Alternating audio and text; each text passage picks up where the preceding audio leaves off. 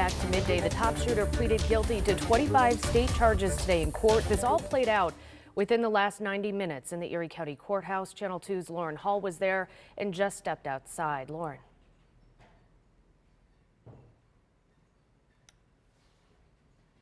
Just before 10:40 this morning. It was a long hearing because of the amount of charges here, but Payton Gendron has reversed his previous not guilty plea, and he has now pleaded guilty to all 25 state charges against him in that top shooting.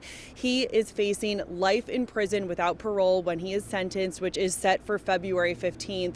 Now, there were no cameras allowed in the courtroom today, so you're going to be looking at file footage here, but the now 19-year-old shooter entered the courtroom at 9:40 this morning. He was wearing a short-sleeved orange jumpsuit. He had black wire glasses on.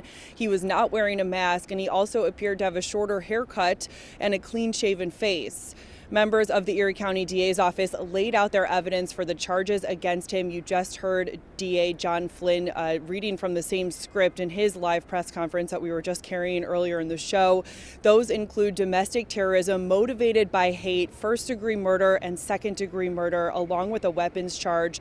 It took about 15 minutes for Judge Susan Egan to go through each specific charge, name each victim, and then for the defendant to plead guilty to each one. All we heard him say today were the words yes, no, and the word guilty after all of those pleas. He also had to spell his name and give his birth date to the court as well. And again, this all happened in front of a very packed courtroom. It was there was an overflow room for the extra media and extra people that wanted to be there to see this guilty plea entered.